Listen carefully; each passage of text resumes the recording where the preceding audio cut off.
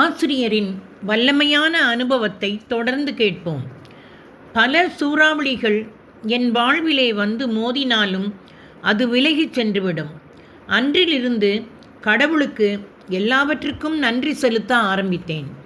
ஆண்டவர் நமக்கு கொடுத்த ஆசீர்வாதங்களை சொல்லி அதற்கு நன்றி செலுத்த வேண்டும் என்று விரும்புகிறார். உதாரணமாக, ஆண்டவரே, நான் அணிந்து கொண்டிருக்கிற உடைக்காக உமக்கு நன்றி செலுத்துகிறேன் என்று கூறலாம். ஆண்டவரே, உம்முடைய தெய்வீக பாதுகாப்புக்காக நன்றி கூறுகிறேன் என்று கூறலாம். நேற்று நெடுஞ்சாலையிலே என்னை பாதுகாத்தீர், அதற்கு நன்றி என்று கூறலாம். ஒரு நாள் ஒரு கூட்டத்திற்கு போய்கொண்டு இருந்தபோது போகும் வழியில் சில காரியங்களிலே கடவுளின் பாதுகாப்பிற்காக நன்றி செலுத்தினேன். கூட்டத்திலே ஆண்டவர் தீர்க்க தரிசன கொடை வழியாக, நீ சிறிய காரியத்திலே நன்றி கூறினாய், நீ பெரிய காரியத்திலும் கூட நன்றி கூற வேண்டும் என்று கூறினார். பாருங்கள், கடவுள் உங்களுடைய நன்றி அறிதல் காரியத்திலே எப்படி கவனமுள்ளவராயிருக்கிறார். இயேசு லூக்கா எழுதிய நற்செய்தி 17வது அதிகாரத்தில் 17வது இறைத்திரு வசனத்தில் 10 பேர் குணமாகவில்லையா, மற்ற 9 பேர் எங்கே என்று கூறுகிறார். ஏனென்றால் இயேசு குணமாக்கிய 10 பேரில் ஒருவன் மட்டும் திரும்பி வந்து ஆண்டவருக்கு நன்றி கூறினார்.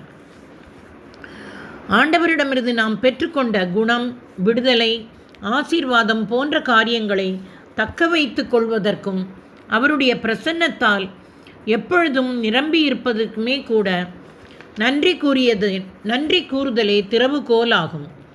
நாம் இப்பொழுது இருப்பது எல்லாமே கடவுளுடைய அருளினாலே தானே. நீங்கள் அவருடைய பிரசன்னத்தினால் நிரம்பி இருக்க வேண்டும் என்றால் செல்வம், புகழ், ஆண் பெண் பின்னால் செல்லாதீர்கள். கேக்கசியை நினைத்து பாருங்கள். அவர் இறைவாக்கினர் எலிசாவிற்கு பின் மிக பெரும் இறைவாக்கினராக இருக்க வேண்டியவர். அவர் செல்வத்தின் பின்னால் சென்றதால் தொழுநோயாளியாக மாறிப்போனார்.